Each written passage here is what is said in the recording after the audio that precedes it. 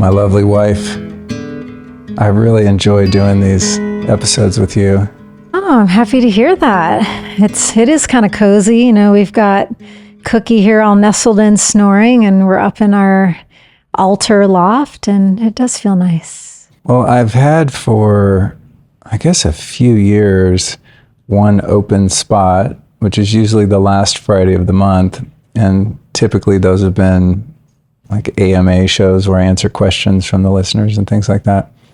But it's much more fun to sit down and have a conversation with you. So, okay. Yeah, I'm excited to kind of expand this format, and thank you for your willingness to come out of your hibernation cave, your media hibernation. Yeah, all sorts of hibernations, but yeah. Yeah, so I think what I'd like to start with is just the sigh of relief on both of our behalves.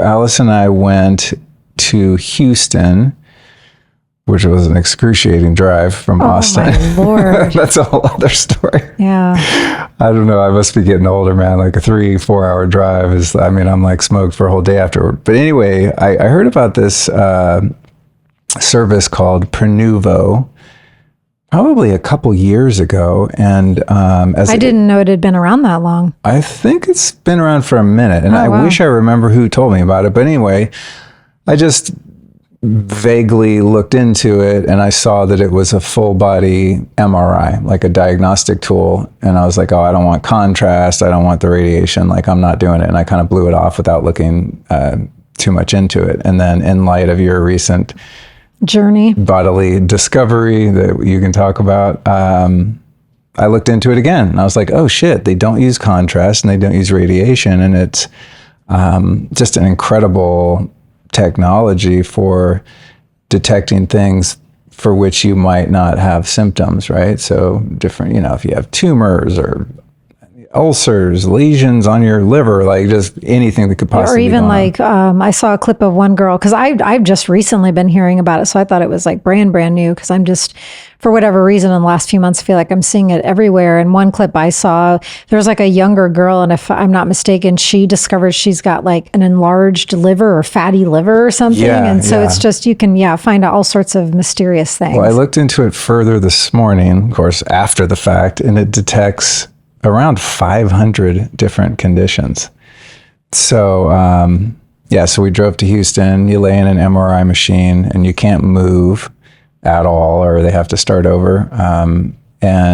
Which, by the way, I was impressed that you didn't get claustrophobic in there. You were super chill. When I was laying in my machine, you're in the next room. I was thinking, oh man, I hope she's okay. This is a long time. Well, the funny thing is we discovered very quickly, as soon as we got into the car, we had both been praying for the other one. Like, I had been praying for you because of your tinnitus and your ears ringing. And, an MRI, it's just, I don't know how they figured out how to do a full body MRI with no dyes and no radiation. However, there is still the sounds that just happen with the MRI machines. And so I was fine with that, but I was praying for your tinnitus, and then you were thinking of me and just that more of a chamber type experience that I did have to relieve some trauma over the last couple of years, but we were both totally fine. I was completely fine. It was loud as shit. I had earplugs and, those like ear protection you wear when you go shooting. I had both of them on. Wow. I was still just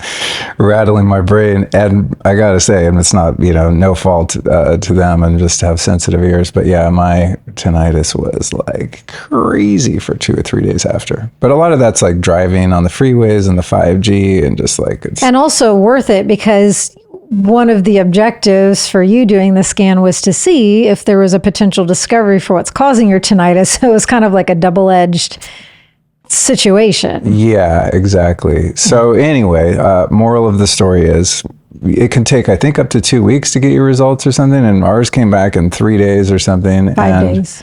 So I'll let you share, your experience. But I've been feeling great and don't really have any issues other than the ears, and I've worked on that. I'm sure people are sick of hearing about it, but I've tried so many.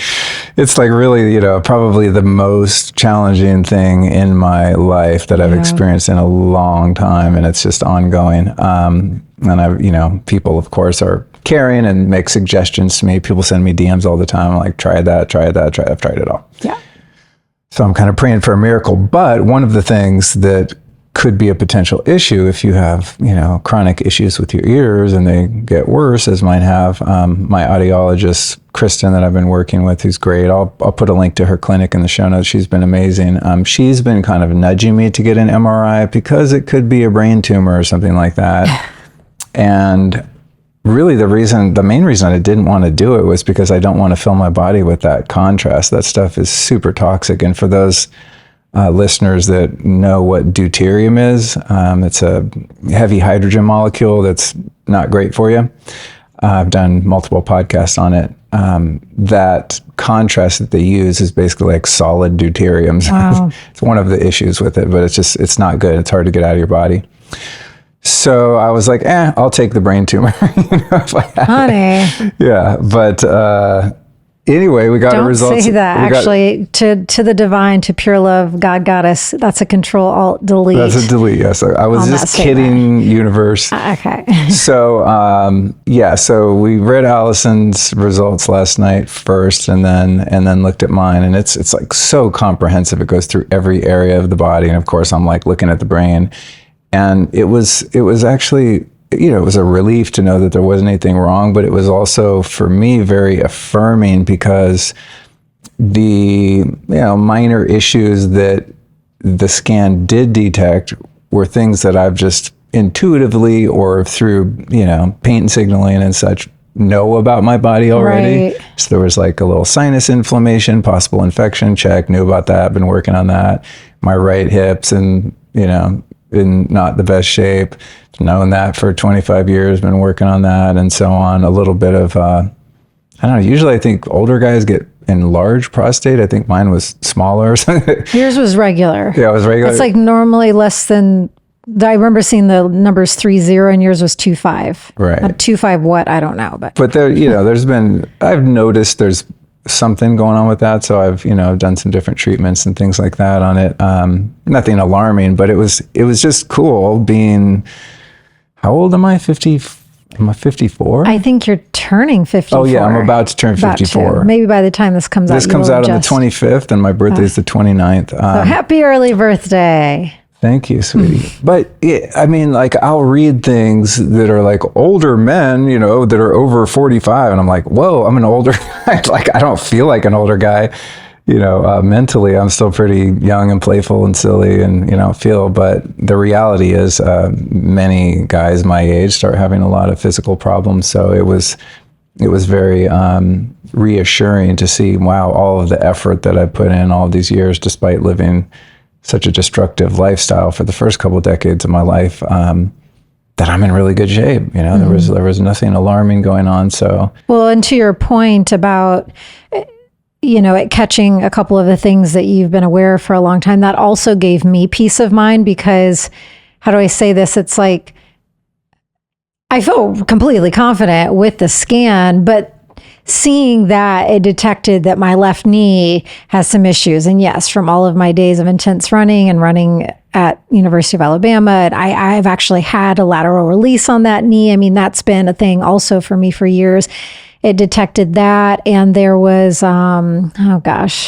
forget what else, but there was one other thing that I had been aware of. And that just made me feel doubly assured that their MRI doesn't skip over or miss anything. Totally. Yeah. I mean, and there was also things like with you have like minor scoliosis. Yeah. I was like, since when? A couple bulging discs and stuff. Well, we had a couple similar things. We both had mild scoliosis and we both had a little hernia in our belly buttons. Yeah. We were both, so it was kind of cute. We had like some couples things. And I had like an extra vertebrae. I'm a reptilian or something. I have a tail or something. Yes. Yeah. You have an extra lower lumbar vertebrae. Yeah. Normally people have 5 and you have 6. Maybe that's why my butt's so small. And then, you have little tiny baby buns. There's like very little space between the top of the end of the thigh and the bottom of the spine. It's you have little tinies.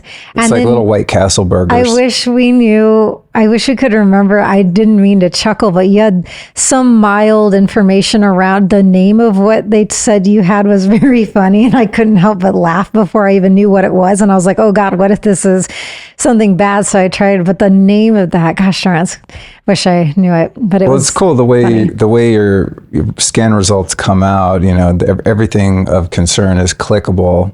And so I don't think either of us had any that were like warning. They're all mild. They all said like minor, or then just informational. Yeah, just informational. Like, hey, don't worry about this, but this is something that was found, kind of thing. So, anywho, for me, it's just like sigh of relief, and also to zero in on those couple things that I've been aware of, but that require a little more attention. So, I think for my hip, I'm going to be stepping up. I mean, I've done a lot of stem cells and all kinds of things, but I'm going to be stepping up the PEMF, that machine that scares you, that makes big magnetic fields, the ARC PEMF, about which I'll be doing a podcast with its creator.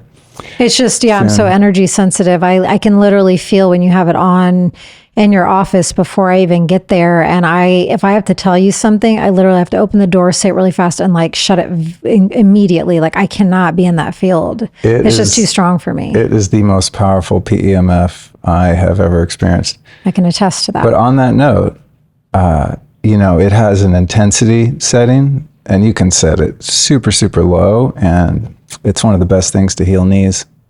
So we might be able if we go all the way low, I would be willing to try. Or do you have it all the way cranked up? Oh God, no! I would like fly across the room. Oh my God, that's not cranked up. The level you have. No. Do you have it medium? Yeah, probably medium-ish. Yeah. Wow. Yeah, but there's also, you can control the speed of the frequency too. So if you have it on a lower frequency, then it kind of clicks less frequent. I can actually feel the frequency even as we're talking about it. Yeah. So if you have it set on a slower one, you turn up high, it's like boom, boom, boom. And I mean, it'll like move your body, but then you can set it on the click, click, click, click, click, click, click, click, click. Anyway, we can play around with it, but I'm super excited to have that. I've been like into PEMF for a long time, but there's so many different devices out there, and it was really hard to finally like zero in on what I believe to be the most natural in the way that it mimics the Earth's magnetism.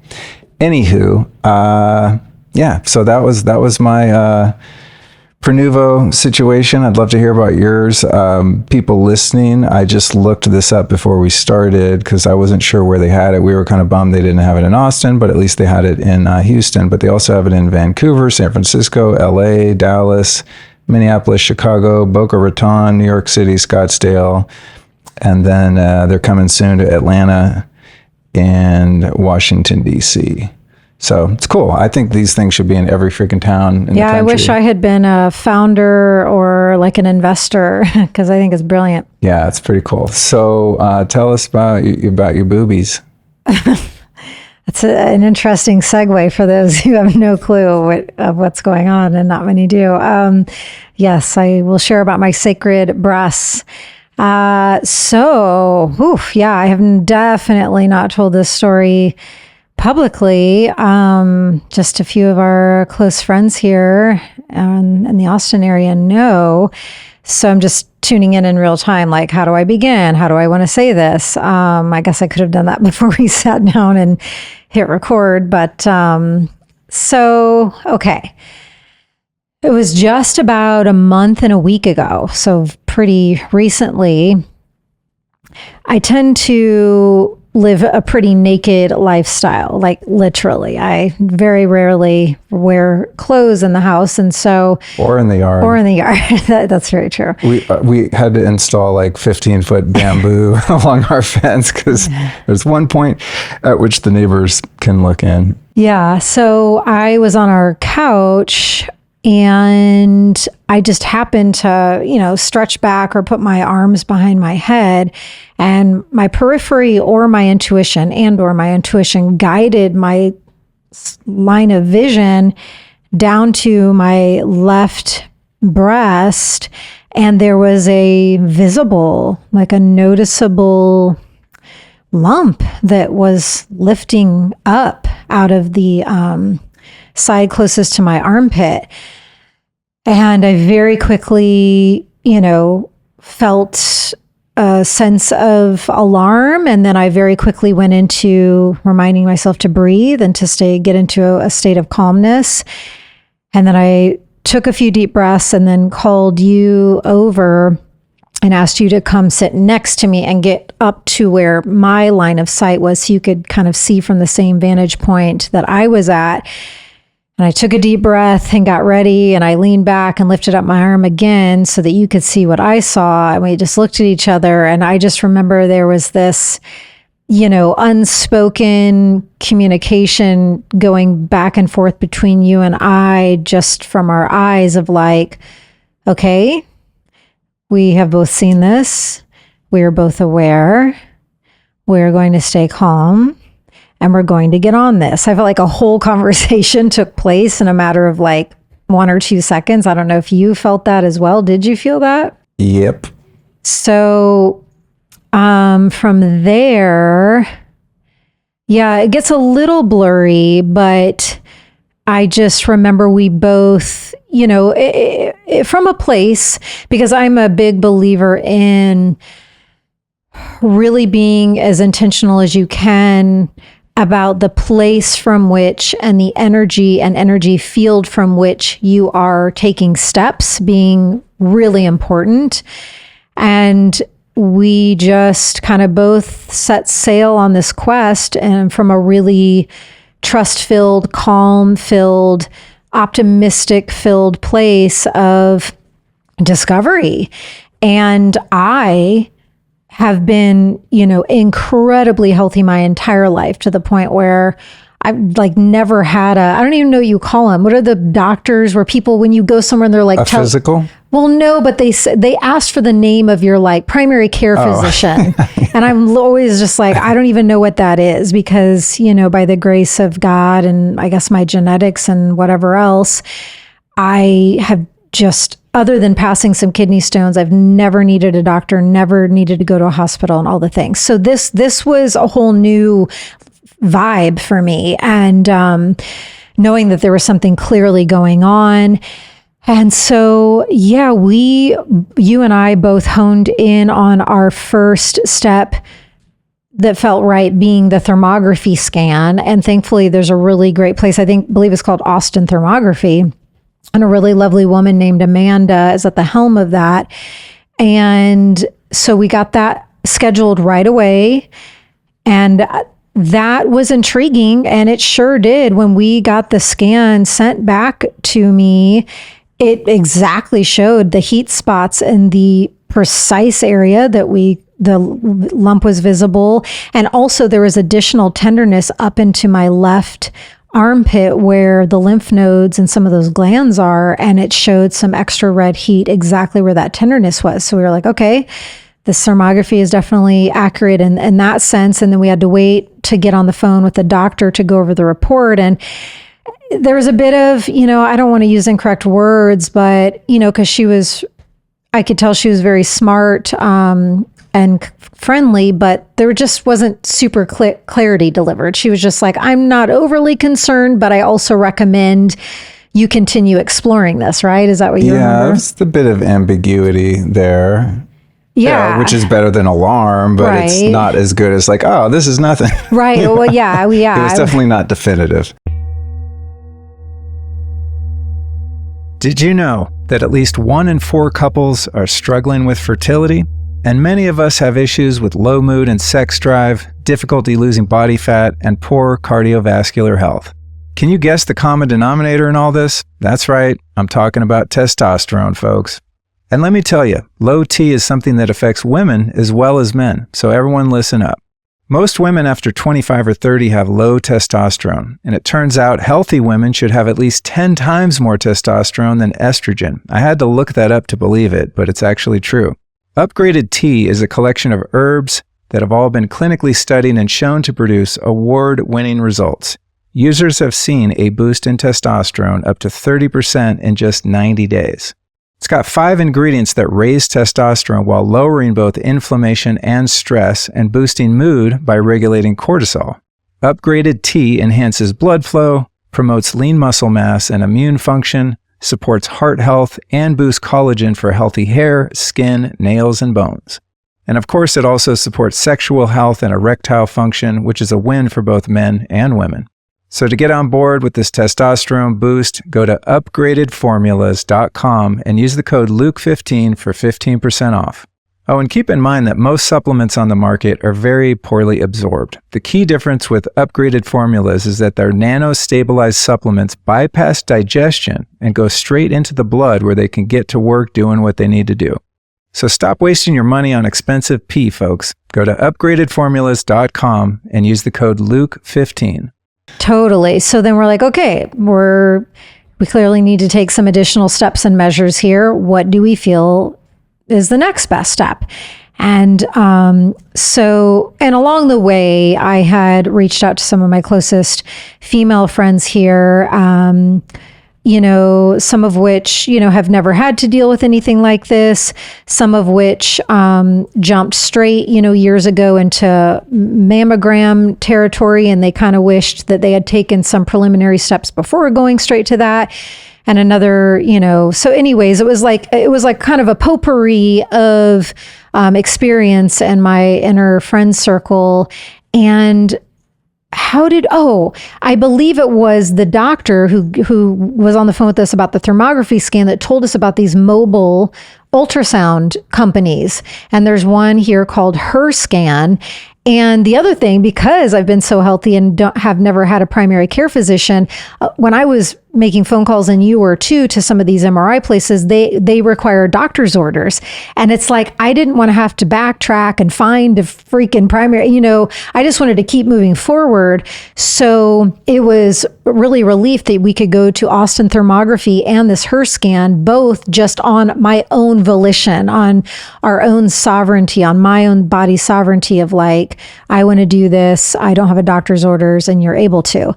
So HerScan thankfully had one opening in a couple days time. So we drove out toward the Austin airport. They were set up at a hotel and super efficient. Again, just like the thermography, you walk in, a nice woman's there, and within 10, 15 minutes, you're done. Then you wait for the results. And again, you get you get a report, or you get on the phone with a doctor to go over the report.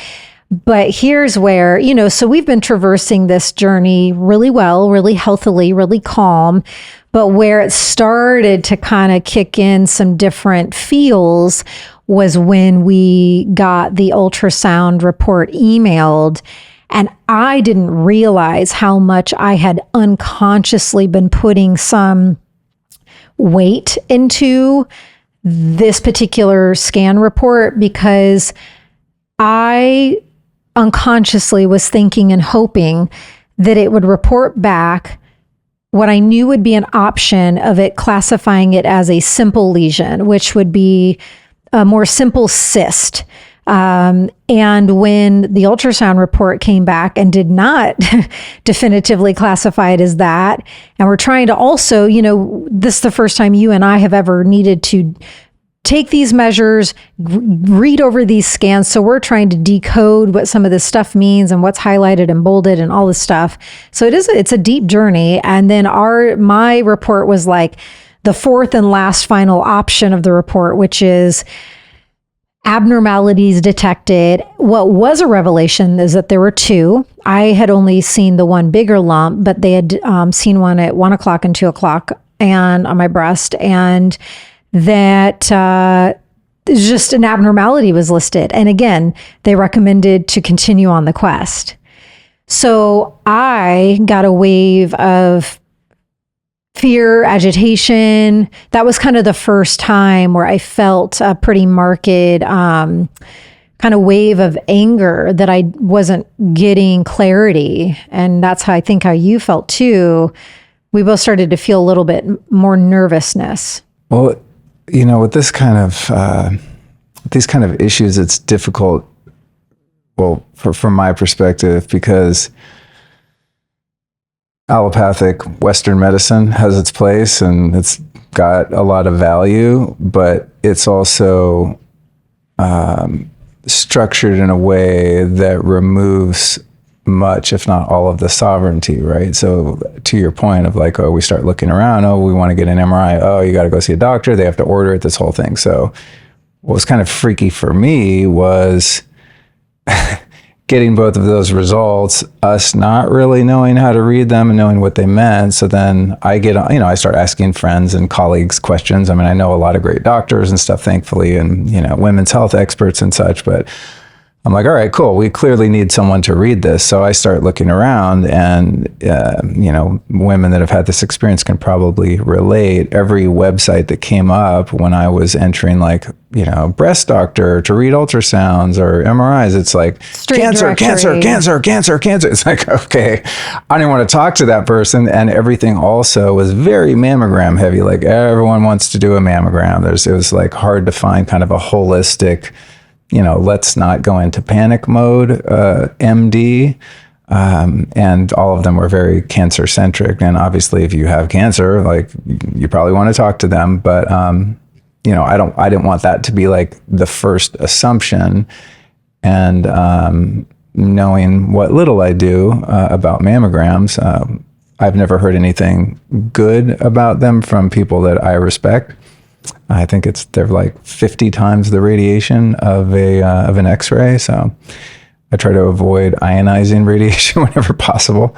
I mean, we don't even walk through the friggin' TSA 5G scanner things, So that was kind of what started freaking me out, was like, okay, well, I'm sure somebody knows how to, read these things for us. And then when you start to look for those people, at least here in Austin, everyone is like super cancer and mammogram crazy. It's interesting. Yeah, think in this journey had some similar feels and experiences and then some different ones. Like that particular piece of it didn't, didn't really bother me.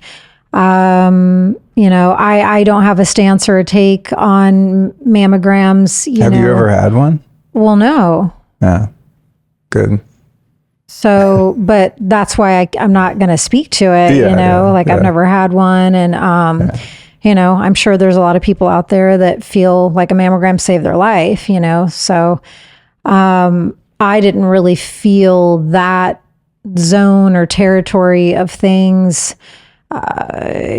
eliciting strong feelings for me.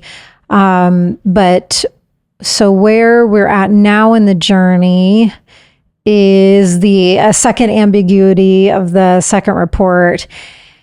And just knowing that the quest has to continue. So now we're like, okay, we've done this, we've done that. Now what's the next thing? And thankfully we had already been talking about the idea of going to Houston and doing the Prenuvo full body scan. So that felt like truly the next best step, because that's an MRI and I had not done an MRI yet. So we got that scheduled, and thankfully, and I also want to say that while I wasn't sure what was going on, I did have what I felt like were some intuitive guidances, and I did think it was partly energetic, and I did think it had something to do with the 2 rounds of IVF that we did back in January and May. And that part of the journey is complete. And again, anytime I talk about a fertility journey, I feel like I always have to put the caveat of, that's our sacred journey. We're not looking for insight. We're not looking for advice. We're with God on that journey. We were guided to do IVF, and we were also very clearly guided when to end it. But when the 2 breast lumps were discovered within my left breast, I just instantly was taken to the hormonal, my body. That's a story for another time if we ever feel called to talk a bit more about that specific part of our journey. But my body went through a lot in that. My body is very clean, has never really, does not have any pharmaceuticals in it. So then to introduce pharmaceuticals of that level and intensity, it was a lot for my body. And I felt very clear that my body is still trying to recalibrate, hormonally, and to also just flush that stuff all the way out. So I was sensing that it had something to do with that, and also hoping, but at the end of the day, I didn't really know, you didn't really know. And so we went and got the Prenuvo scan last week, and then we had to wait 5 days, which is fast, for the results. And we both said a prayer when we were down there last night when I got the email that the results were ready. And I was definitely incredibly relieved to open that report and to see that, according to them, they do feel that they are the simple lesions, which are cysts. And I'm going to still stay on this journey of, I just recently finished a liver cleanse. This morning I was at Alive and Well getting a colonic and a lymphatic session done. Like, I'm going to keep doing the things that I'm intuiting will be best to further heal my body and to see if these cysts can just resolve and dissolve on their own. But yeah, major, major sense of relief, because, when you go on a journey like this, it even if you are able to stay calm and optimistic, I think in a healthy way, it does still kick up ponderings. And even if you keep the fears at a minimum and don't go down giant rabbit holes with them, it can still elicit some fears. And for me, I think it was navigated very healthily. It helped me put things into perspective. It was a bit of a wake-up call of not taking my health for granted and realizing how incredibly fortunate I've been my entire life, and that I want to stay on that track. And if there's some additional measures I need to take right now to get me back into full thriving mode, I'm here for it. I'm willing to do Dr. Group's liver cleanse. I'm willing, to do extra colonics. I'm willing to do all of these things to help my body recalibrate fully. So it was, thankfully, a bit of a shorter exploratory journey of just a bit over a month, but there was a lot. It was a deep month journey. Very much so. Yeah, and there was one day where you came to me and there were a lot of lessons in it. I'm always trying to think when we have these chats, when I'm chatting with anyone on this podcast, is what might be useful to people. And as a husband, I went through a bit of an internal struggle, because when the ultrasound result came in, and it was quite vague, and it wasn't like, you're good, don't worry about it. It was like, go see a breast doctor. It's like, oh shit. So I started having this experience of, there's always optimism and faith, but still the human part of me is like, oh my God, I start imagining the worst case scenario and getting scared. And there was a few days there where I was kind of holding that myself and not wanting to share my concerns with you because I didn't want to make you concerned. So I was I just wanted to be your rock and sort of act as if I wasn't worried about it at all, And that started to feel kind of inauthentic.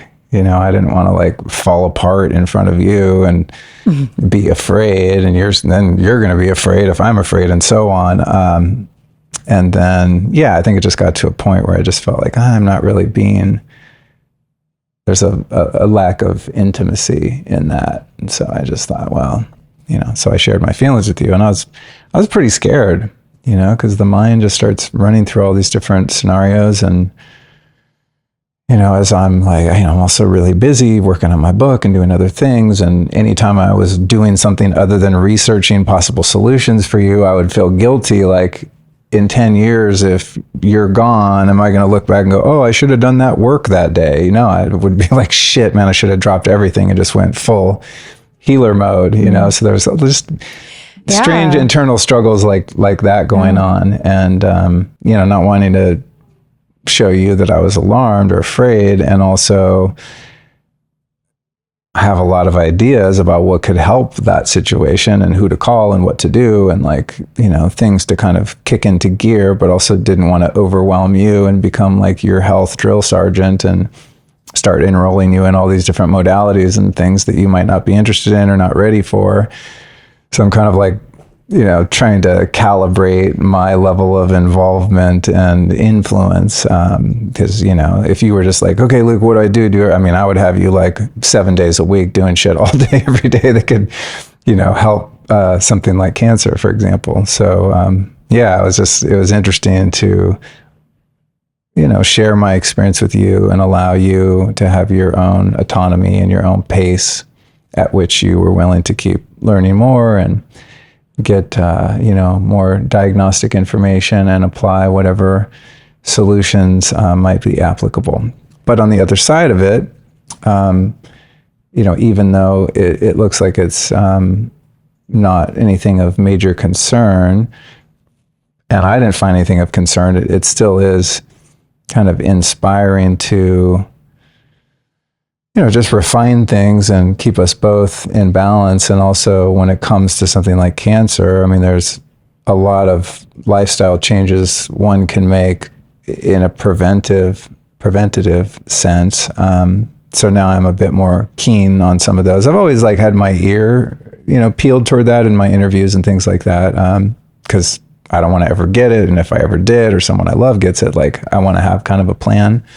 So, we've got the Giga Laser, which is a really incredible technology that we decided to spring for, which is quite an investment, but that's really great for, tumors and reproductive organs and all kinds of things, and the deuterium depleted water and the ASEA redox signaling molecules, which is kind of a new thing that I discovered. So there's a lot of things there that can be pretty easily integrated. And also the lymphatic, treatments because of the oxygen piece to the cancer part. And thankfully we're friends with some really top-notch lymphatic experts who... Yeah, Desiree from Flowpresso via Freddie Kimmel, who's got a couple of them at his house. And we have an open invitation to go do those. So I think for me, it's just, it's like, okay, cool. Wow. We're kind of out of the woods on that, but it's a good incentive to be proactive and do some other things. I recently signed up for this subscription service called Quantum Upgrade, and it's been a major game changer for my energy, EMF resilience, and the overall feeling in our home. Let me explain how it works. Quantum energy is the energy that supports all life in the universe. It's nonlinear, non-local, and has an immense potential for health when it's harnessed and directed to you or into your living environment. Through many years of research and development, Quantum Upgrade created one of the world's most potent sources of usable quantum energy. So when you sign up for their service, Quantum Upgrade associates your home, car, phone, business, and even your pet with this energy. The energy you receive with the Quantum Upgrade is a high consciousness field that you can even customize on the fly. For example, I like to set different booster levels at specific times, such as before a podcast recording or during sleep. It's pretty awesome. The Quantum Upgrade energy streaming service has already been studied and tested by independent institutes, doctors, and labs with phenomenal results in placebo-controlled double-blind studies. It's been shown to improve red and white blood cells and even reverse stages 1 and 2 of blood clotting in only a few minutes. You can try it right now risk-free with a 15-day free trial by visiting quantumupgrade.io. All you got to do is use the code Luke15 to activate your free trial. Again, you'll find it at quantumupgrade.io. Want to add to the day that, I was laying in the bed, I think doing the laser when you came in and you just let yourself cry and say that, just honestly express that you were scared. To me, because I know you said one of the reasons you were holding back on that was because you thought that if you said you were scared, that would alarm me and make me scared. But it was actually the opposite. You being honest with me, I actually felt a huge sense of just calm come over me because, you and I operate in such high levels of full transparency and authenticity and intimacy. And that's our norm, and that's what I want. So you allowing that piece to move through and to come through and be expressed, it actually did the opposite of what you feared it might. And I was just relieved because I know the most efficient, graceful and miracle-filled way through a journey like that is just fully, truly, authentically letting everything come up that needs to come up, letting everything be felt that needs to be felt, letting everything be expressed that needs to be expressed. And so I actually felt a sense of relief and calm that I was like, okay, like this actually feels like an opening. This actually feels like a healthy expansion in this journey that I'm hearing how he actually feels, that how you actually felt. And so yeah, I just want to say that again. And yeah, for me, again, didn't go down any rabbit holes, but I did ponder, like, it really made me reflect upon some powerful things. Like, for whatever reason, I've just always like really cloaked and shielded my breasts my whole life. I've always been incredibly off-put and uncomfortable by the male gaze, especially at my breasts. And I don't really know where exactly that origin point is, if it was something that happened when I was, younger. I don't know, but I just know for as far back as I remember, it's always been that way. So I even pondered like, wow, are my breasts, like, is this stagnated energy because I hid them and cloaked them and I never let them just like shine and bounce around and be expressed in all their glory, maybe the way that they wanted to. So that was an interesting pondering. Another interesting pondering, which I won't say names, but a friend here, and I'll condense the story, but we had been on a 3-year fertility journey, and I learned from her after giving birth that she had gotten mastitis, which I think is the right word for when your breasts are making milk and the glands kind of get kind of stuck or full, and then you have to do castor oil packs to try to get the milk and the glands open and moving again. And I remembered feeling like, oh wow, like that's honestly sounded like a beautiful experience to have. For so long I always thought and wished looked forward to the day that my breasts would be filled with milk and I would be able to have a sweet newborn latched onto them and breastfeed and give sustenance to another life through my breast milk. And so it's just really intriguing to me that literally within, if I'm not mistaken, within the same week of hearing about her experience with the milk and the glands getting full, I instantaneously developed my breasts having some stagnation. And there was a lot of really like deep spiritual, mental, emotional, physical, like it took us through all the layers. And it was a beautiful journey that I'm thankful seems to be at a bit of a relieving, like somewhat endpoint. So. Amen. And I'm relieved that I don't have to become your health drill sergeant and get you in hyperbaric chambers 5 days a week. Yeah. I had all these ideas and I'm just like, don't overwhelm her, but I have my list, So it's nice to just be able to relax a little bit and, let you gravitate toward what, what charms you in that way. Yeah. Yeah. And having witnessed, people we love go through, the diagnosis of cancer and the journey and, really being witness to that in some different ways over the last few years. That was another waft, a deep piece that came up is just like, oh, wow, if that is what's going on here, then just the question marks of what that journey would then look like, how long, just all the things. So anyways. Oh, totally. I mean, that was one of the things I was thinking about. I mean, of course, I just do my best to remain present and not project into the future, but I did have thoughts around, if the diagnosis went the way that we didn't want it to, do we send you off to a clinic in another country or something like that? And then I'm like, well, what do I go to? If you're only here for a certain period of time, like, I don't want to be apart, and just all that kind of stuff. It's super scary. I mean, those were the things that I was kind of withholding for that couple days, and that's another actual lesson too. And it for me is, and it's something we've talked about before, and you've observed and, shared with me is how difficult it is for me to ask for help. We did that podcast with Cal the other day. You were in the audience, and that was your audience question, because we both Cal and I kind of share that. And just a childhood and a lifetime of self-sufficiency has a lot to do with it. It's just like, I'll figure it out, because I was, at many points in my life faced with challenges, and, for whatever reason, I just was on my own trying to deal with it, so it's really hard for me to ask for even minor things from people. And so I went through that, observing myself like, wow, I have so many great guy friends I could call and be like, man, we got this thing going on. I just need to get it out and talk about it. And, I didn't really do that.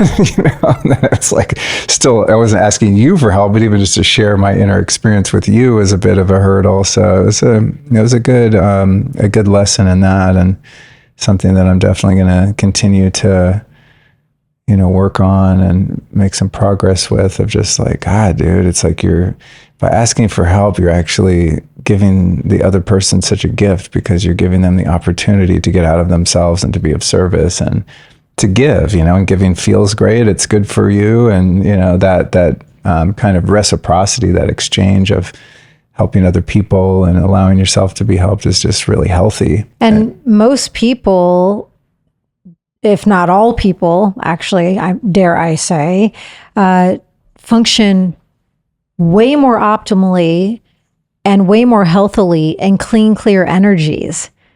And,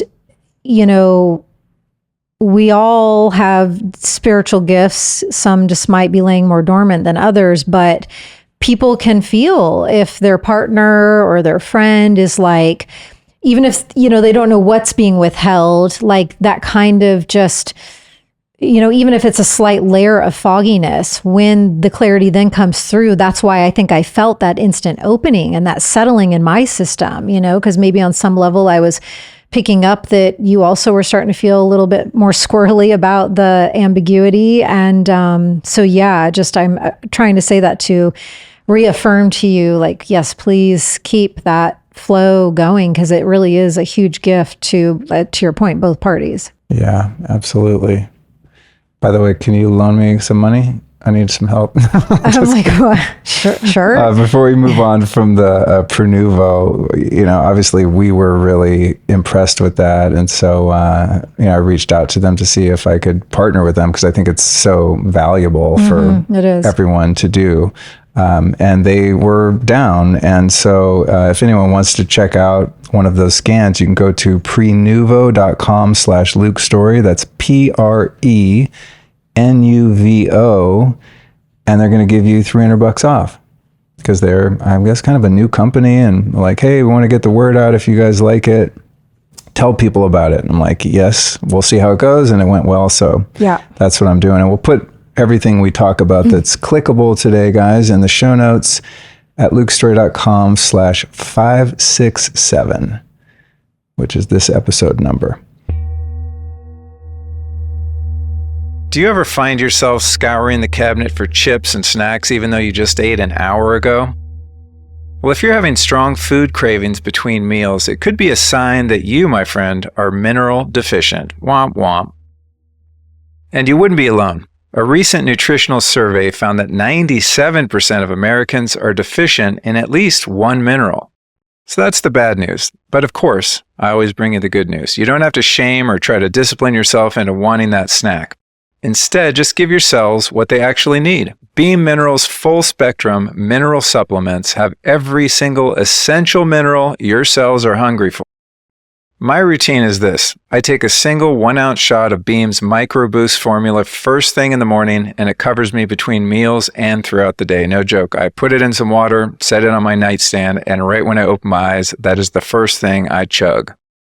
Because Beam Minerals provide a quick, simple, and effective way to curb food cravings, and you will be amazed by the difference they make in your life. So head over to beamminerals.com and use the code Luke for 20% off your first order. Beam Minerals formulas are 100% bioavailable and come in optimal ratios for the body. The reason for that is simple, because they're made from fulvic and humic compounds that, just like your body, come directly from the earth. Again, that's beamminerals.com and your code is Luke. Okay, so next up we have... it's been such a whirlwind lately, this right? Week. When it rains, it pours kind of situation. Major tidal waves. There's been other things that involve other people that I don't feel at liberty to speak about, but a lot of people are going through some pretty hardcore stuff at the moment. So we also had a loss. We had a death in the family. Those watching the video will see. Oh gosh, I'm gonna start crying. Yeah, it's okay.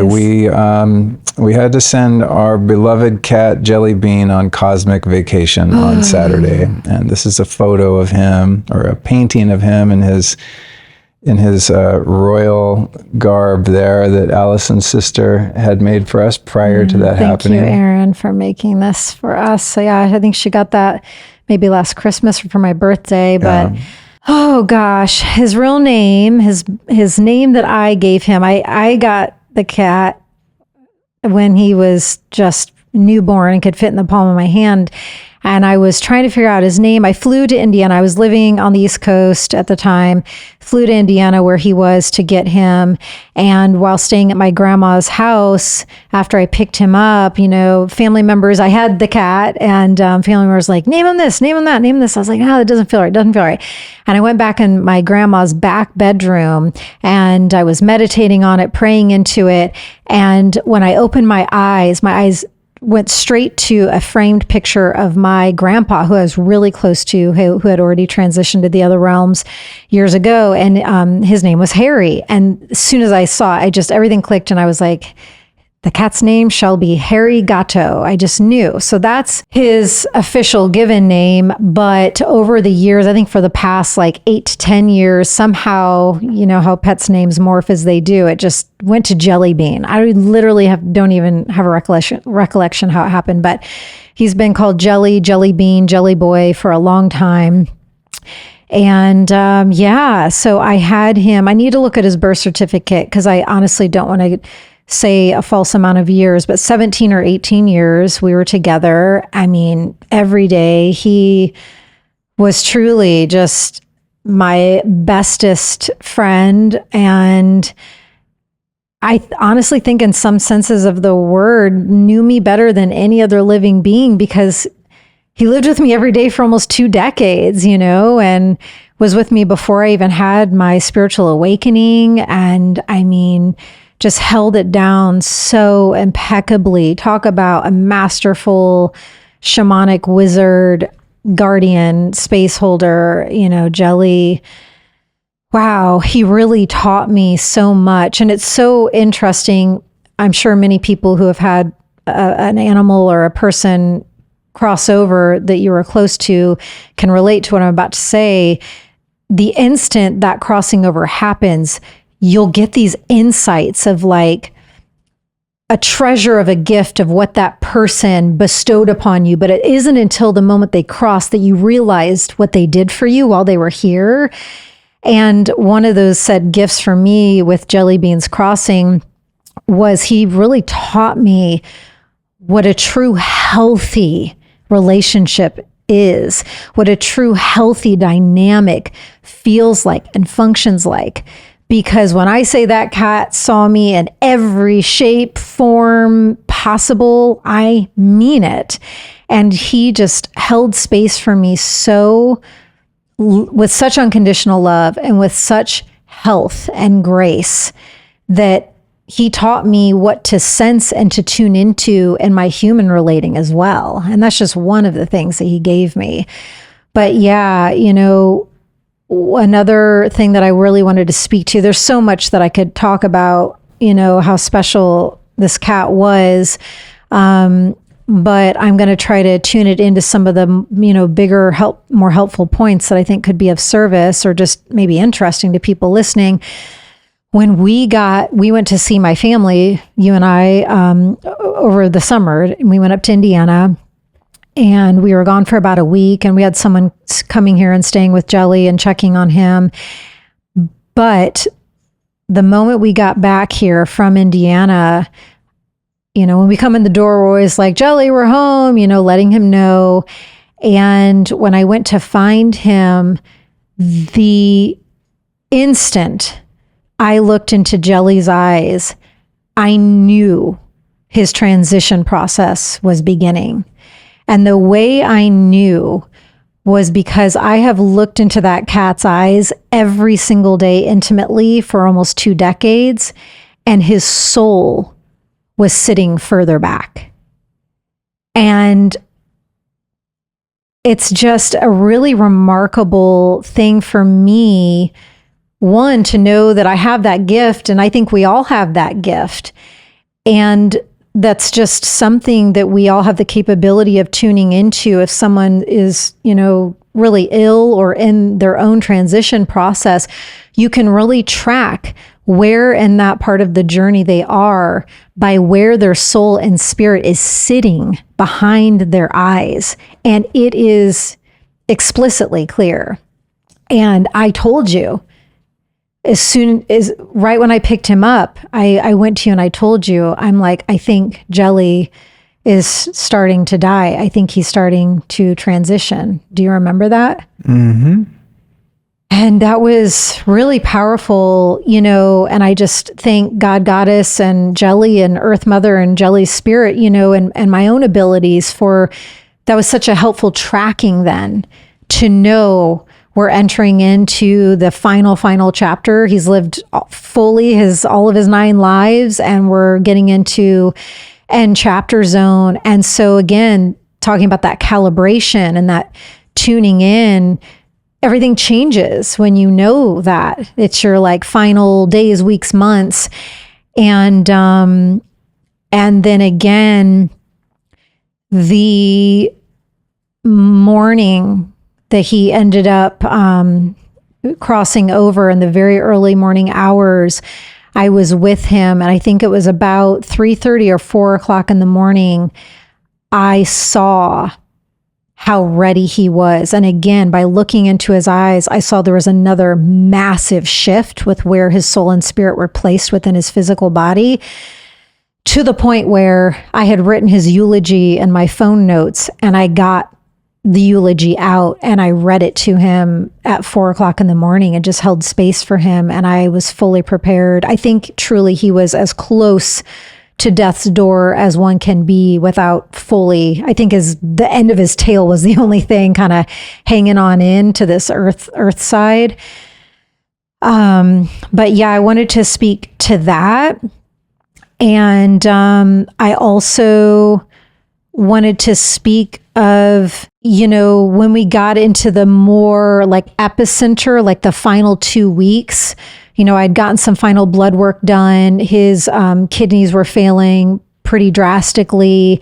And also our communication, you know, with Jelly, we can clearly talk to him or I guess I don't want to speak for you on that, but I can. And I was having really clear conversations with him.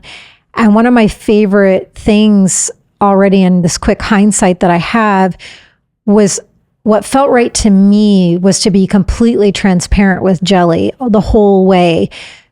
I let him know the day that I ordered that sweet little wool cocoon that's available for pets. You can pick your color, and it's this beautiful mandala wool cocoon that if you decide that you want to go the burial route for your pet, which is what we decided to do, you can buy this cocoon. And I told him, I told him the day that I purchased it, I consulted on him, the color, blue, we decided that like Egyptian blue, because I wanted him buried as like the Egyptian royalty, used to, or maybe still do. And that blue was representative of that. And I told him the day that it arrived, I actually unpacked it and I put it on the bed and I let him kind of explore it. And I told him exactly what it was. And with his permission, I placed him actually onto the center of it just to let him get his own essence there and to acclimate to like, this will soon be your final resting place. And the whole way through, letting him know there's this service called Lap of Love that I'm so grateful for, because you and I had such beautiful conversations around exploring, what do we want his crossing over to look like? And I love that you brought to my attention in such a graceful, kind, gentle way. You said, because I was talking about whether, ashes, or to bury his actual body and give it back to Earth Mother. And I was trying to tune into that. And you brought in the piece that I hadn't really been thinking about. You're like, well, what about, how did you word it? You're like, I think it's so interesting because animals in the wild, like, you don't dictate, you don't call a doctor in to your home, to your backyard. Like, the animal gets weak and just gets, I don't know, plucked up out of the sky by a vulture and killed, or you brought in that conversation. Do you remember how you brought that in? Well, I mean, I'm not certain what happens in those situations, but I imagine, take a cat as a predator, right? So he's like a mini panther.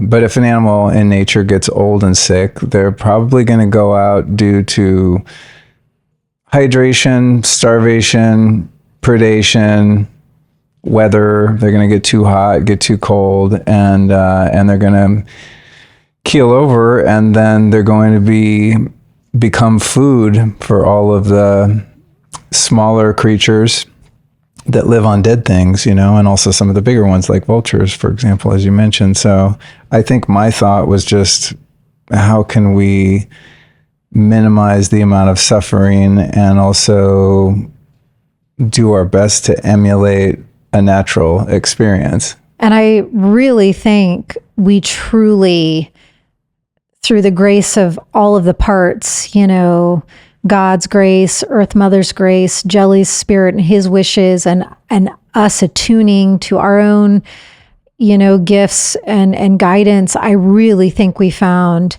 the most miraculous epicenter sweet spot nucleus possible. I really feel emphatically clear on that.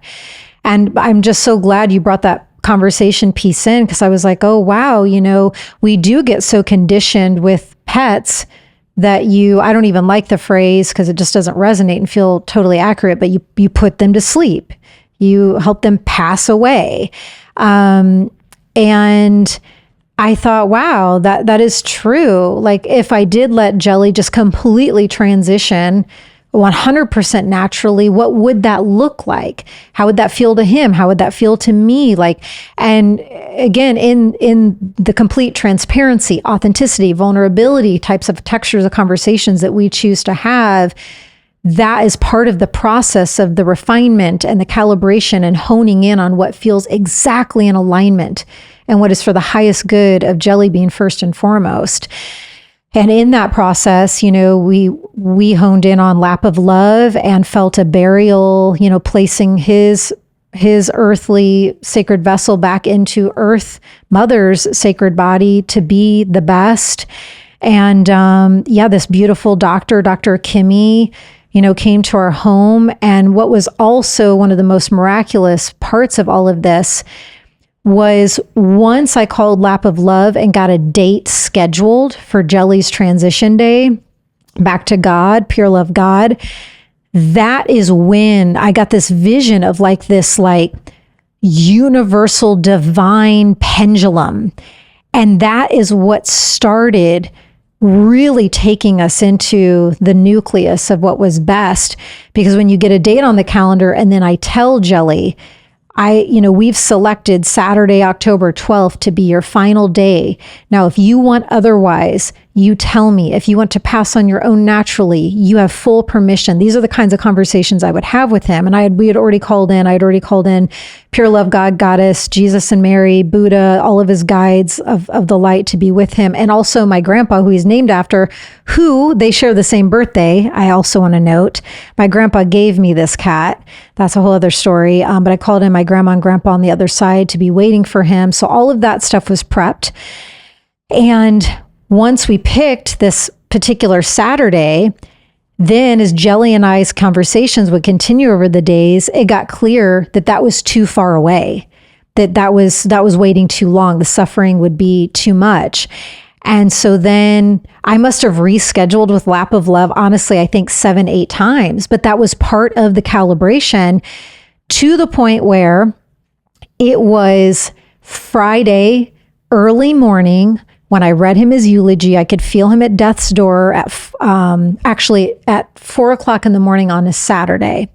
And I remembered thinking, gosh, I wish Jelly's transition day could be Saturday because he's so ready to go. And I don't know that he's going to make it till Monday. And his appointment had gotten scheduled for Monday. So I left that morning to do my colonic at Alive and Well. And it just so happens the practitioner, who's never late, who's this beautiful elder medicine woman, happened to be late. Just so happened, even though I don't have phone notifications on, I was looking down at my phone and Lap of Love called me. I went outside, was able to take the call, and they said, Alyson, we have a 1:00 opening that just came open if you want it today on Saturday. And it was 10:30 in the morning. So then I called you. I'm trying to meditate on what to do. And when the practitioner, the colonic colon hydrotherapist got in, she held such beautiful space and we talked about it. And I called them back. They still had the 1:00 available, and I left. God ushered me in to get the flowers. Jelly had requested yellow flowers, and I picked those up along with some red roses and white flowers. And God just ushered me so smoothly home. And we had just the right amount of time to get the ceremonial site set up in the backyard, to take him on a final family stroll in the front yard. He'd always wanted to go out there, but that was kind of off limits for him. And I got to hold him and carry him in the front yard and then walk him to the backyard where the ceremony area was and let him kind of get adjusted and ready for that. And then, that's when Dr. Kimmy arrived, who was so sweet. And thank you again, for just so impeccably holding that space for me because, I know some people just might not relate, or I don't know, just might think it's weird, but this cat and I just had such a respectful, deep, reverent bond and journey of so many years. And I just was a really powerful, beautiful experience to be able to carry that all the way through to his final breath and to be holding him, in my arms as he was actually crossing over, and to feel that and to, focus on love and gratitude and to tell him, that Mama's going to be good, to just, my prayer for him was to just go straight to pure love God and to just allow Jelly's own essence of pure love to open and to find the essence of pure love God, and that would be the most efficient, graceful through line on that crossing over. And I know that happened, and he crossed over very quickly and so beautifully and so honorably. And I just want to, honor Jelly for just how he handled his death, how he handled his final chapter. It was just so beautiful. And the word that I think encapsulates it best is phenomenal. This cat was a phenomenal cat, and his death was a phenomenally beautiful, miraculous experience.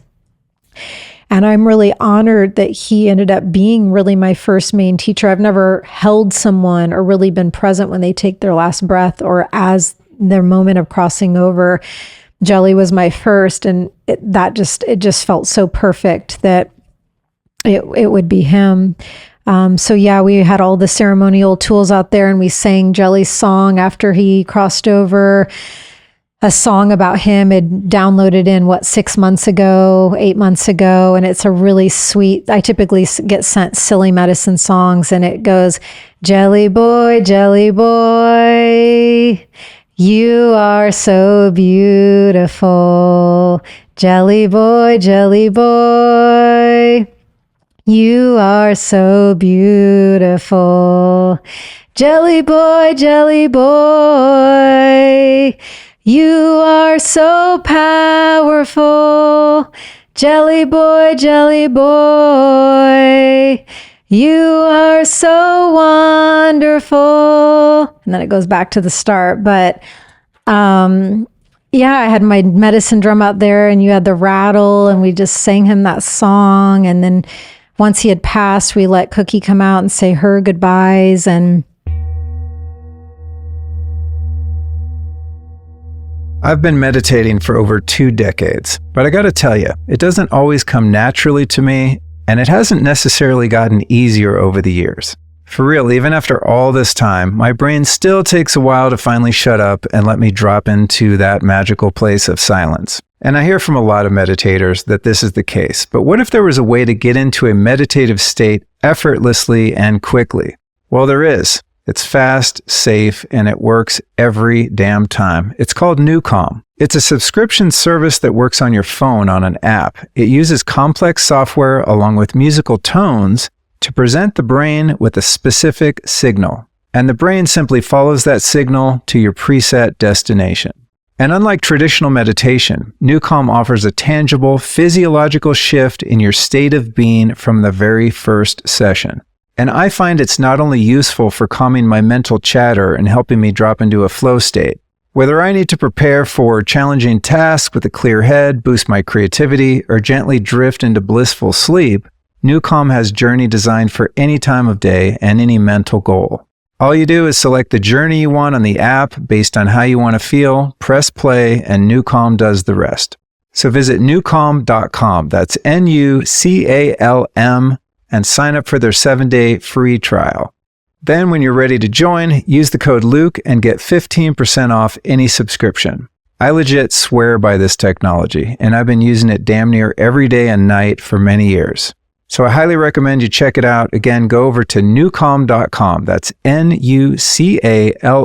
And once you sign up, use the code Luke. the other thing I think it's important to take note of, and then I'll let you talk, it felt really important to me to give him a proper honoring, is that through the actual crossing over ceremony, we took our time and let each step of the ceremony get properly felt, processed, integrated before we would go to the next step. So it's like, once he had crossed over and he's still in my arms, I let myself hold him for exactly as long as I felt I needed.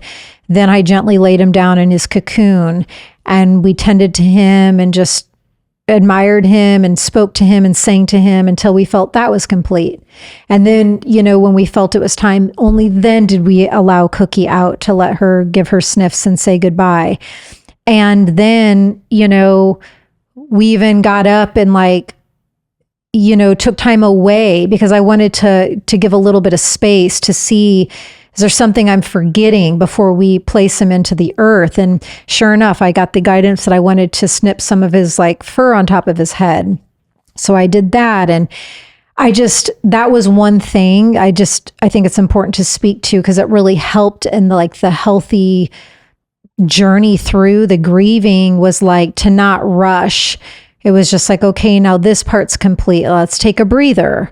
Let's go inside for a minute and get a glass of water. Let's pray for a moment and see what we feel guided to do next.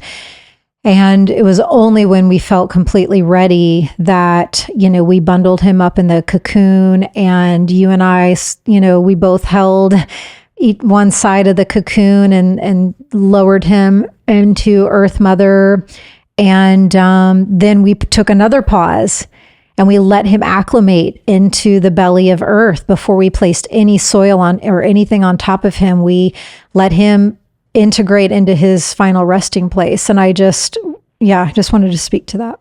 Yeah, I remember at one point I was starting to scoop the dirt in, and there was a lot of limestone rocks, and you're like, it doesn't feel right to put rocks on them. So, I had to put the softer dirt on. And then I remember you asked me to just slow it down, because I'm just well, let's get her done. I started scooping. So there's a lot of great learning about calibration and pacing in it, and I think I wasn't, I loved Jelly, but I wasn't as attached as you were because my relationship with him was shorter. Yeah. I had experience putting one cat down many, many years ago, and it was like such contrast, you know. I walked into the vet, they're like, okay, thanks, bye. And then they just take your cat and that hurts my heart. Inject him, and, you know, not to be crass, but he's just going to be put in like a biohazard bin in the trash, basically. And yeah, less than ideal. So there was a lot of gratitude for me that we had the wherewithal to be more intentional about how we wanted to do that. And I mean, to me, it was also so clear that he was ready and that his life was, I mean, he couldn't walk, you know what I'm saying? So it was, but there was also, I don't know, there's so much value, I think, in just embracing the impermanence of form. Yes. You know, and I couldn't help but think, you know, we created our wills a couple years ago, and there are burial instructions in our will that have to do with what we want done with our bodies when we leave them. And, you know, essentially it's like what they call a green burial. The same thing we did with Jelly. So, you know, there's moments where I'm going, oh, wow, someday we'll likely have this experience with Cookie, and one day you or I will be having the experience watching a human go through that process, you know? Yeah. And so, you know, these are things I think as a culture we don't want to face. That's why we put people in a morgue, and, you know, then in a funeral home, and we, you know, in a box, and no one wants to like look at it and really have a tangible experience of, you know, of the changes in energy and form. And it's painful. I mean, a lot of my emotions during his death ceremony were not even about him. It was like my empathy for you, just like, oh man, God, just feeling your, you know, the pain of your loss around that situation, but also just allowing myself to feel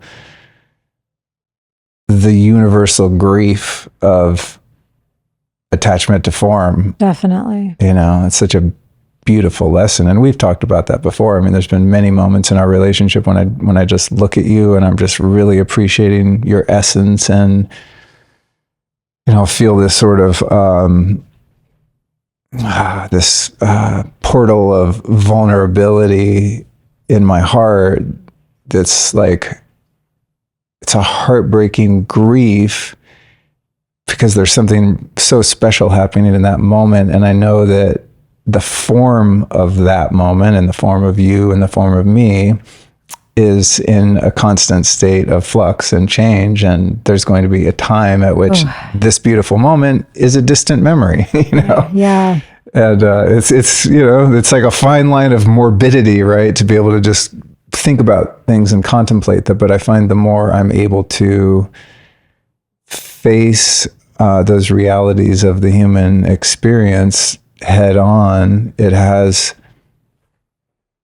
an effect of just kind of lowering my anxiety around all of that, right? Well, it's interesting, like to face death squarely makes it less scary, you know, which is something that I've experienced in a lot of medicine journeys too. I mean, like, you know, 5-MeO DMT, I mean, it's about as close to a near-death experience as I can imagine, having not had one. And those experiences at times have been terrifying, but on the other side of them, I go, oh, it's fine. You know, you're fine. You're stoked when you're, you know, just in kind of going back into the fold of consciousness, and there's not a you so much there anymore, you know? So having those experiences myself, and, you know, knowing that you can't kill energy and energy can't die. So whatever energy was animating Jelly is now part of the field of energy. And then there's just a beautiful curiosity. Wow, I wonder if he's going to reincarnate as another cat, or does he move up the consciousness chain, and, you know, next time he's a dog and then a human or whatever, right? Yeah. It's kind of a beautiful, but also at times scary way to approach these, you know, these realities of life. Yeah, that was one of the reasons I wanted us to talk about this. Is because I, especially over here in the US, I don't think that we discuss death and the processes and face it enough.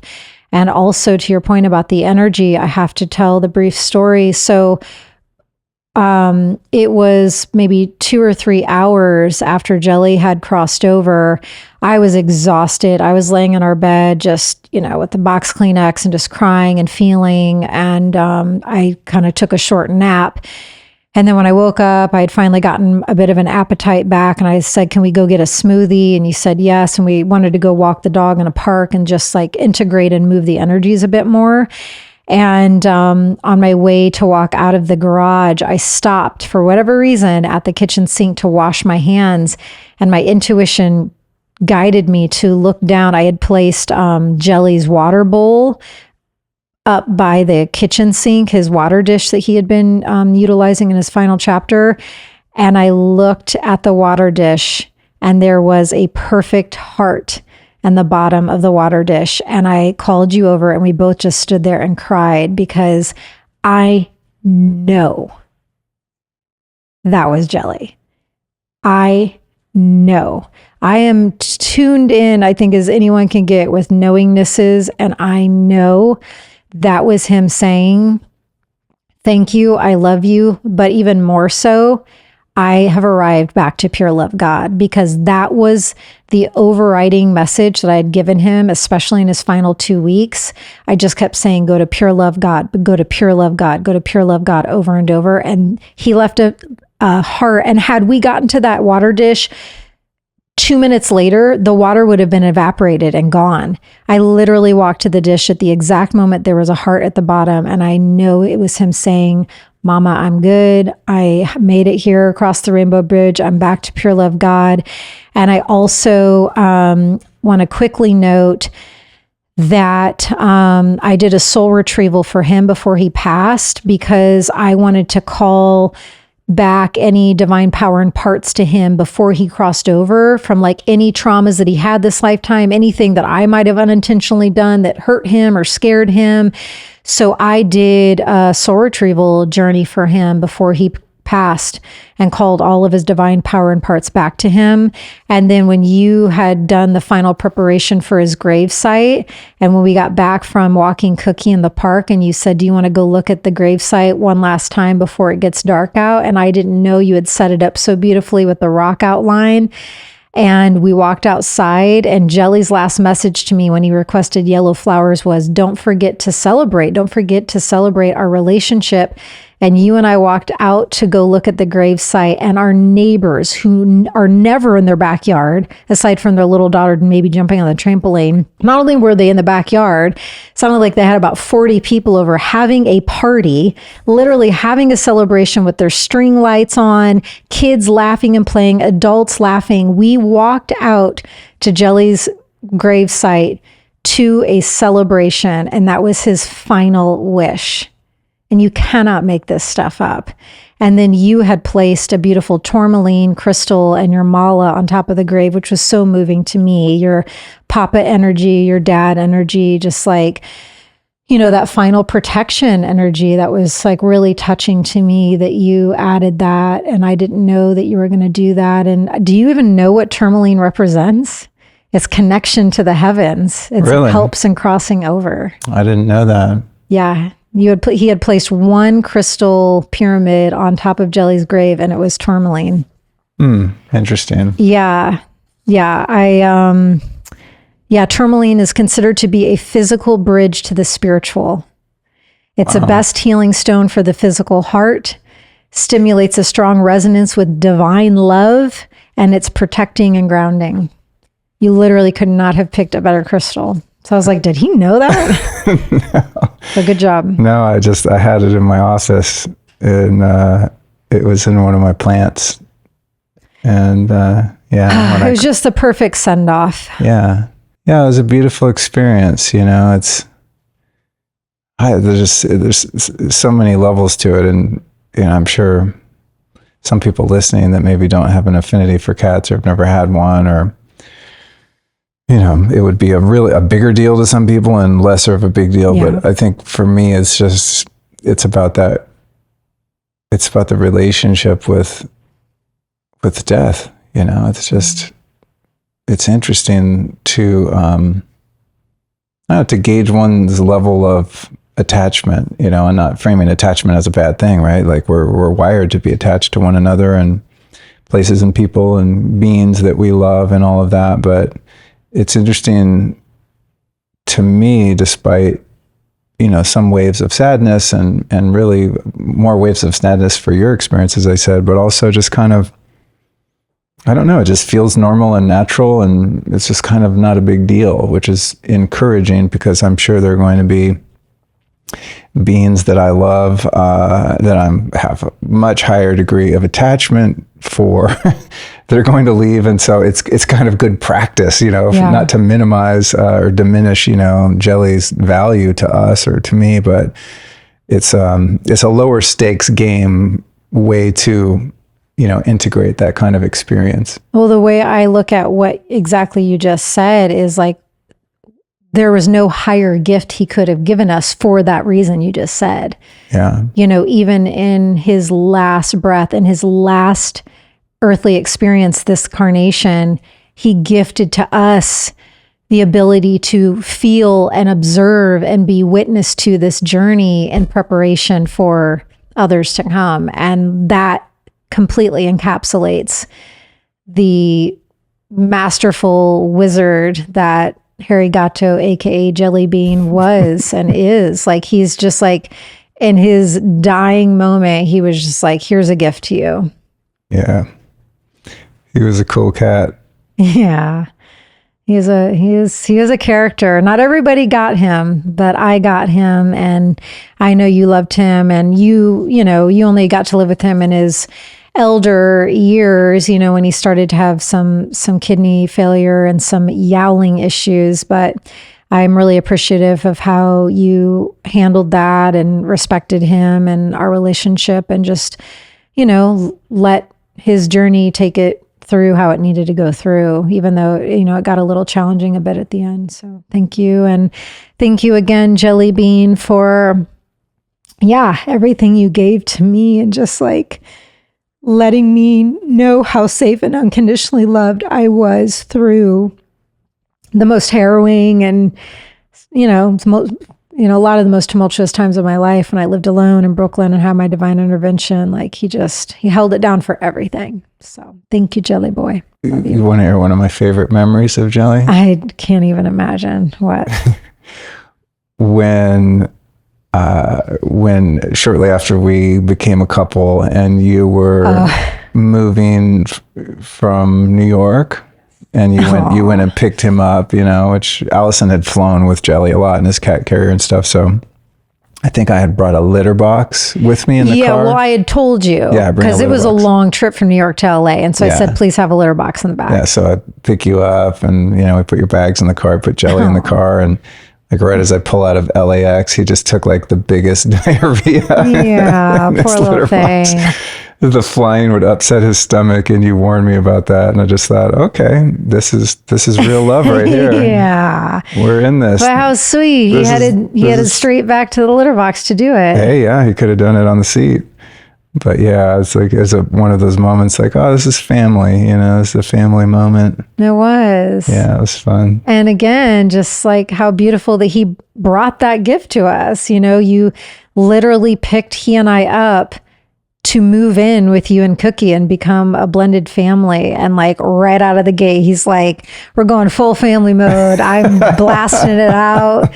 I was holding these Hershey squirts in. Now that we're together in the safe zone of family in the car, I'm letting it rip, and let's get on to our new home now. Like that, you know, that was his beautiful, powerful essence. And also, you know, to his credit, he had very little, if any, experience around men, and also around living with a dog. Never, no. And there was, you know, I mean, I feel like it was like 3 or 4 days. He was a little cagey and defensive if I went near him, and if Cookie went near him, he'd like, you know, wasn't like swatting her, but he wasn't interested. And then it was fun to see his nervous system acclimate and just find his own place, which was never like, hey, I'm gonna roughhouse with the dog, or like cuddle with the dog, which I always like secretly hoped that would happen. Right.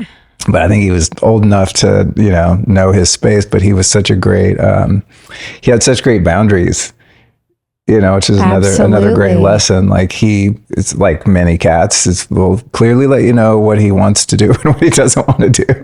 And he's not going to comply with any efforts at control or manipulation. He's just like, this is how close I feel like being to you or the dog at any given moment. And he was really cool in that way. And also his throat chakra. He was a huge teacher and expression, vocalization. And yeah, I really think that he aided me in my journey of rebirthing my own throat and voice. And yes, his legacy shall live on. And again, thank you to my sister Erin for last year getting us this.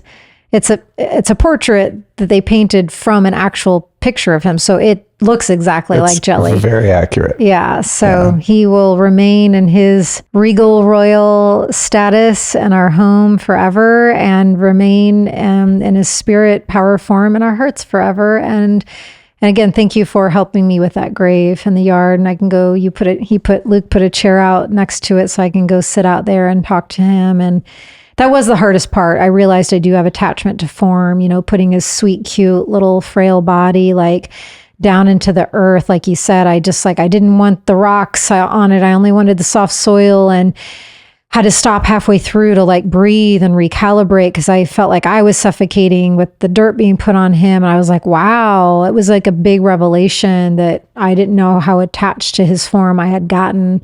And even in the days after, I would say to you, I was like, I feel like, I feel bad. Like Jelly's he's right outside our bedroom. But I say goodnight to him. Like when I leave the TV room. Well, I think at one point when I started scooping the dirt in, you're like, are you sure he's dead? Or something. I don't remember if I said that, but I mean, yeah, it was tough to I think you had the experience more of like, that's him in there. And for me, I knew that wasn't the case. Yeah. I didn't have so much of that. I was like, that's, that was the vehicle, and he's clearly not in there anymore. Yeah. I know what it was. No, when it was administering the medicine, you had the doctor do a double check just to make sure. Yeah. For sure. Yeah. And I forgot to ask her, but I suspect the first medicine may have been ketamine. I have no idea. So I think he had a nice little journey on his way out too.